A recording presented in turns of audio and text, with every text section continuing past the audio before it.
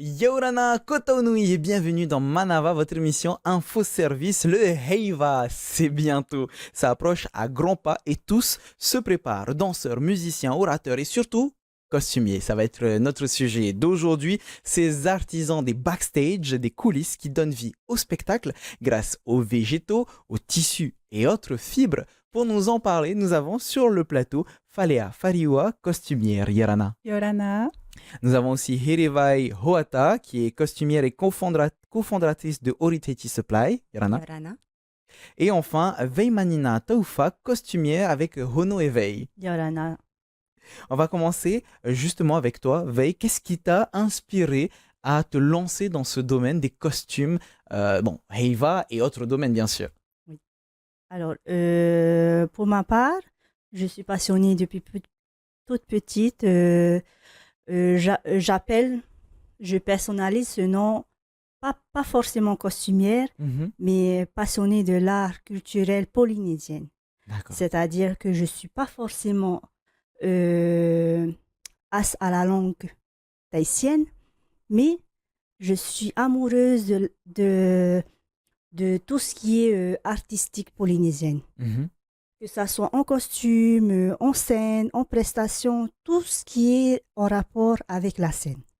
Mais du coup, dans les costumes, je suppose que tu mets cette passion pour la culture dans les différentes parties du costume en lui-même. C'est ça. Moi, je travaille avec Hono, mon mari. Normalement, il doit être là, mais je suis plutôt derrière la scène et lui sur les projecteurs. Et on a dû se partager la tâche. Et par rapport à ta question, je m'épanouis sur tout ce qui est création, sur tout ce qui est confection, surtout parce que la création, normalement, c'est Hono qui le fait. Et moi, comme on dit ça familièrement, on est les Seira. Et voilà. Les mains de l'ombre. Voilà, c'est ça. Et je m'épanouis plus sur la confection. On en profitera justement pour embrasser Hono si elle nous entend.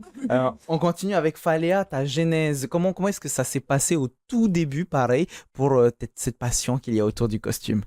Alors, à la base, je suis danseuse et passionnée de Oritechi. J'enseignais la danse à l'étranger via des workshops. Et puis, pour des raisons médicales, je ne peux plus exercer cette discipline. Du coup, j'ai juste trouvé un autre moyen pour continuer de fouler la scène de Toata.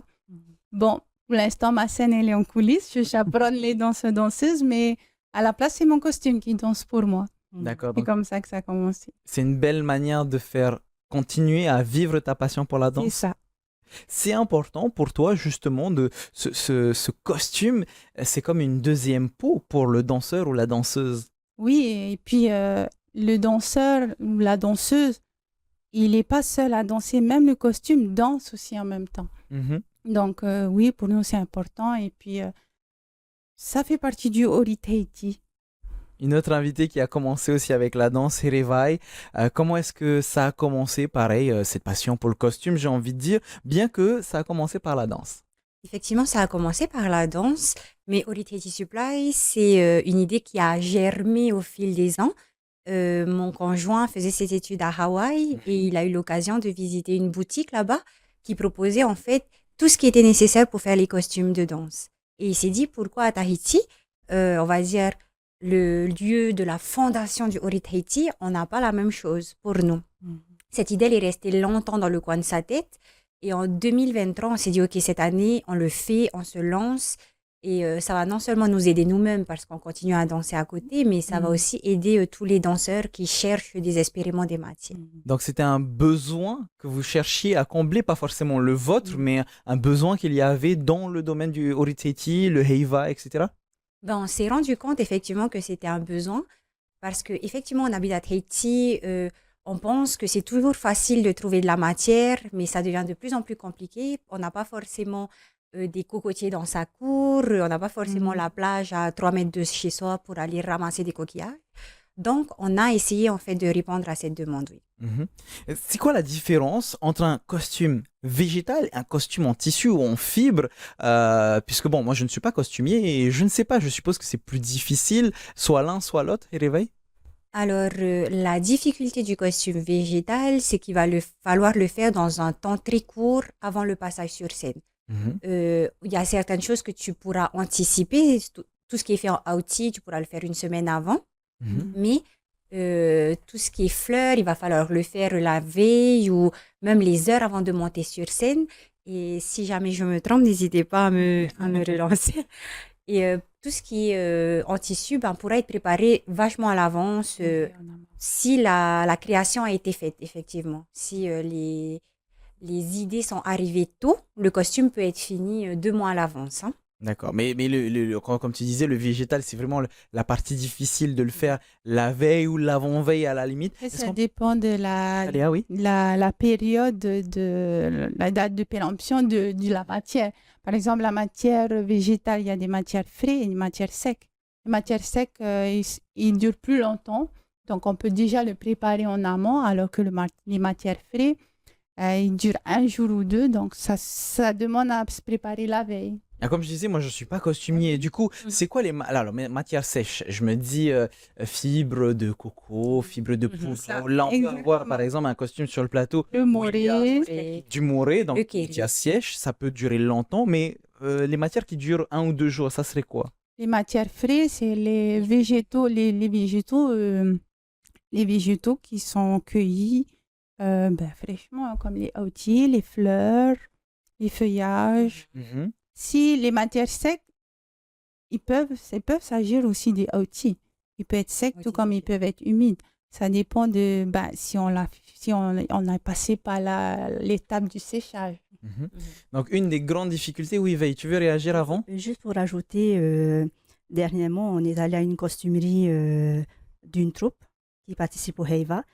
Et parmi eux, un grand costumier que j'apprécie beaucoup, c'est Terori. Et il disait que tu ne peux pas travailler la matière frais, la matière frais, le végétal frais, si tu ne le connaissais pas. Si tu ne le connais pas. Tu peux travailler le ni-au. Allez, le ni-au frais, tu peux le travailler en une semaine. Mhm. Ton costume frais que tu vas présenter sur scène, tu peux le confectionner si c'est en ni-au une semaine avant. Tout dépend en fait de la matière que tu veux utiliser. Donc, Ça c'est de nécessite, l'expérience, c'est des Ça connaissances nécessite à beaucoup acquérir. de connaissances, non seulement sur la matière à travailler et les différentes étapes que l'on peut transformer aussi cette matière. Il y a aussi la difficulté, comme nous l'a dit Réveil tout à l'heure, qui est de pouvoir faire tous ces costumes-là en un court laps de temps. Et parfois, pour des troupes, c'est pas juste une ou 2 costumes, c'est plusieurs dizaines. Est-ce que tu peux nous en parler, Veille? Oui, alors, en faisant l'expérience l'année dernière, en participant au Heiva de 2024, Mhm. notre troupe, on a décidé de faire 6 costumes Ok. amateurs et on a voulu en fait relever ce challenge parce que on était tellement débordés d'imagination qu'on voulait tout faire montrer à notre public.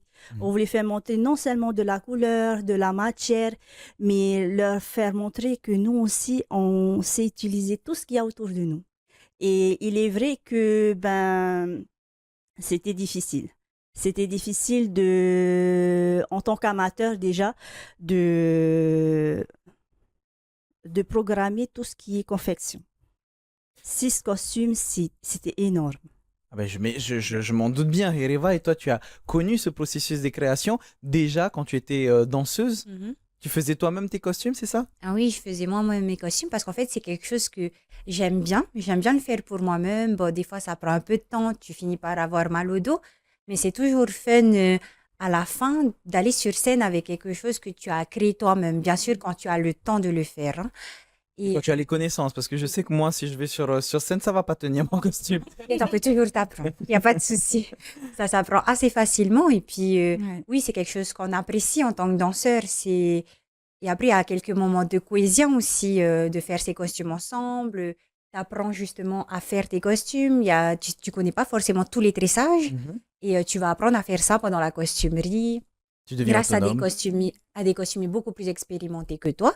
Et c'est comme ça qu'au fil du temps, ben, tu t'améliores et tu deviens autonome. Il y a surtout le fait de pouvoir concevoir soi-même son costume, c'est une facilité. Ce n'est pas une difficulté puisque bon, bah, on ajoute son propre style et ses exigences. Mais si je me tourne vers toi, Faléa, comment est-ce qu'on fait pour s'adapter aux envies de ceux et celles qui te commandent des costumes tout en y rajoutant son petit style? Alors, ça dépend des événements. Mhm. Par exemple, pour un Heiva, les groupes de danse ont leur propre costumier. Et moi, je ne viens juste, rien que juste pour offrir mes prestations de service. Du coup, le prototype et le modèle est déjà établi. J'ai juste à faire du copier-coller D'accord. pour les clients. Par contre, c'est pas la même chose, par exemple, pour la Oritaiti Kunui Competition. Mhm. C'est des prestations solo, donc c'est des créations uniques. À ce moment-là, le client vient déjà avec sa ligne directive, son thème, et de là, j'en sors une création, un costume élaboré. La difficulté, c'est de suivre par rapport aux différents types de compétitions. La difficulté, c'est on déborde d'imagination, mais la difficulté, c'est de respecter les cahiers des charges et la réglementation, de prendre en compte ces informations-là. C'était justement ma prochaine question. J'ai parlé à un musicien récemment qui me disait qu'on a un chef de troupe qui te dit voilà, je veux ça, je veux un peu de ci, etc. Et puis c'est l'imagination qui ressort. Et de temps en temps, soit on a de la chance et ça tano, Ça marche. soit ça marche fonctionne pas. Est-ce que c'est un peu la même chose quand on parle des costumes, Vai? Oui, exactement. Il faut qu'on soit il faut qu'on se concerte avant la création du costume avec le chef de groupe, avec la leader des filles, la leader des garçons ou la cliente. Il faut que ça soit qu'on soit en symbiose. C'est-à-dire que dès que tu crées toi ton costume, tu le crées pas parce que tu as envie que ben là j'ai envie de prendre cette matière et là ici j'ai envie de prendre cette matière. Non, il faut qu'on réponde à la demande et à l'attente de son prochain. Oui, faut rester professionnel dans les demandes, le cahier des charges, hein, Voilà. comme disait Faléa.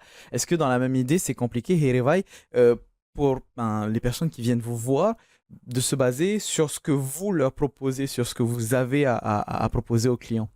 Ben, pour avoir vu plusieurs costumiers passer à la boutique, ben, comme ils arrivent déjà avec un thème, le thème de l'auteur ou le thème donné par un danseur, c'est beaucoup plus facile pour eux de regarder les matières, de se dire, ah tiens, ça c'est la couleur de cet oiseau du thème. Donc, ils font en fonction de ça plutôt du thème pour créer le costume. Après, nous, la difficulté, c'est que chaque heiva, chaque concours, les groupes de danse, bon, c'est normal parce qu'il faut évoluer. Les groupes de danse ne vont pas utiliser la même matière.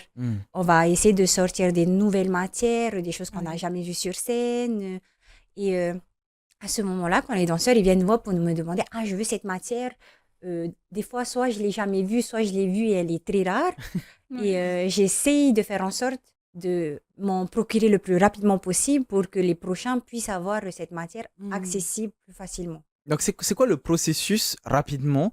C'est ce que tu viens de dire. J'arrive, j'ai besoin de quelque chose. Bon, j'ai de la chance, tu l'as, je prends et je pars avec et après je te le ramène. Comment est-ce que ça se passe concrètement? Bah, tu passes à la boutique ou tu m'appelles, tu m'envoies un message.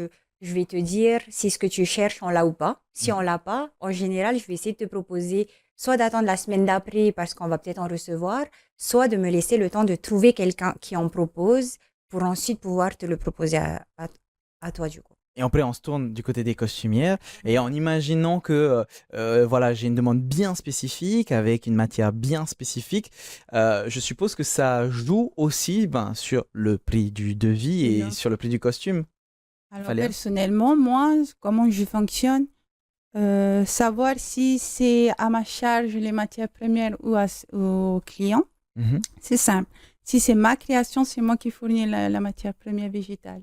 Si c'est la création du client, Il a créé lui-même son costume. Je le laisse le soin d'aller chercher ses matières premières.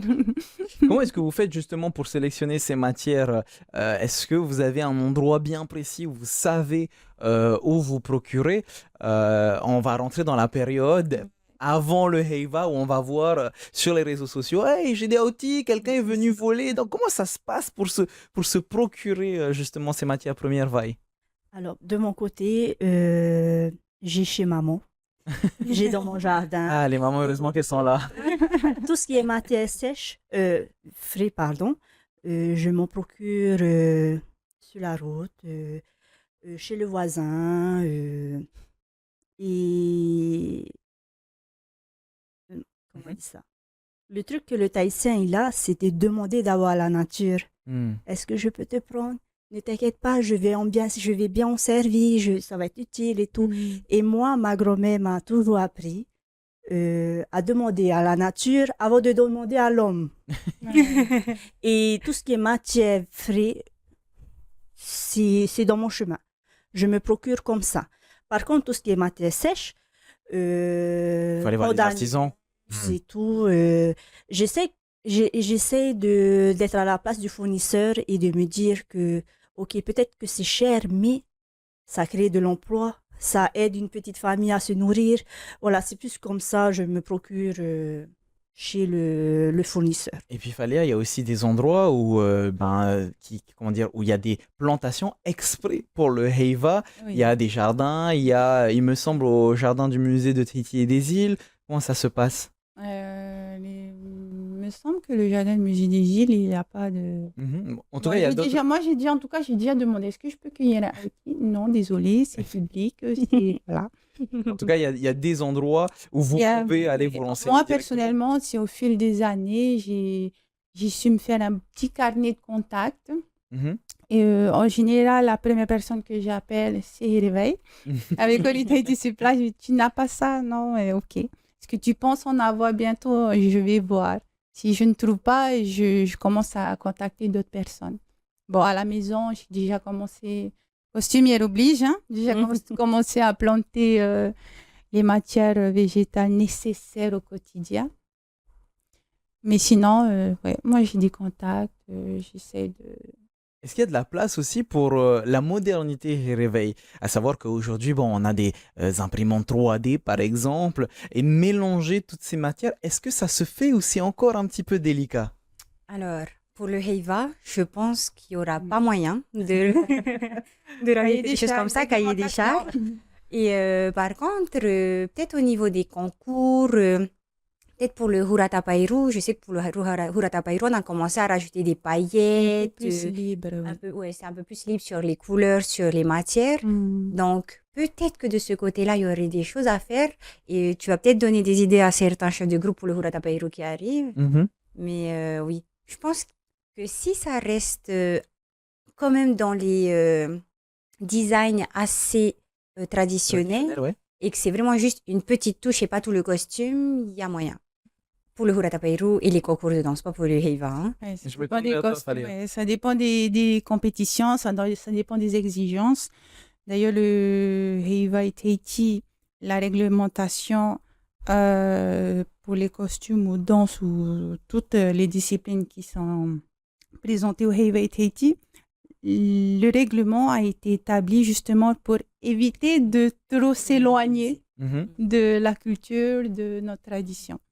Donc, Une ouais. question toujours un petit peu dans ce sens, c'est concernant ce processus de création, est-ce que on s'adapte aussi à l'événement? C'est-à-dire que là, on vient de parler du Heiva, on a le Hurata Pairu. J'ai ouï dire, ce n'est que ce que j'ai entendu, qu'en fonction de l'événement, certains costumiers disent ah, ça va, c'est pas le Heiva, on fait ça vite fait. Est-ce que c'est des choses qui peuvent vous arriver de faire des choses assez rapidement parce que vous avez plusieurs demandes? Alors, pour notre part, Hono Éveil, Hono, c'est quelqu'un de très perfectionniste. Donc, que ça soit Heiva, Hurata Pairu, OTN, Orethetisi compétition, les concours de l'étranger, tout se fait minutieusement. Mhm. Bon, c'est moi qui le confectionne, heureusement. Et je suis cette personne qui aime la perfection. Donc, peu importe le costume, peu importe le concours, je pense que le costume doit être Oui. porté bien fait. Sinon, ça risque de tomber sur scène Oui. pour le Heiva de Tahiti ou pour une élection de Miss, parce on fait des prestations, c'est comme ça. Oui. Il y a aussi le prix du costume.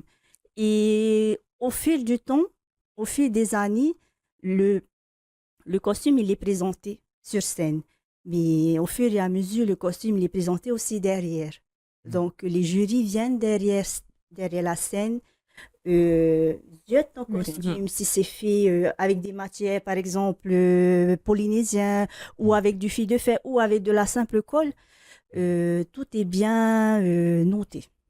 Voilà, donc je pense que il faut être non seulement au Heiva de Tahiti, mais sur les autres costumes, sur les autres concours, il faut être très minutieux. Falia? Oui, moi, je voulais compléter. Un costumier ne peut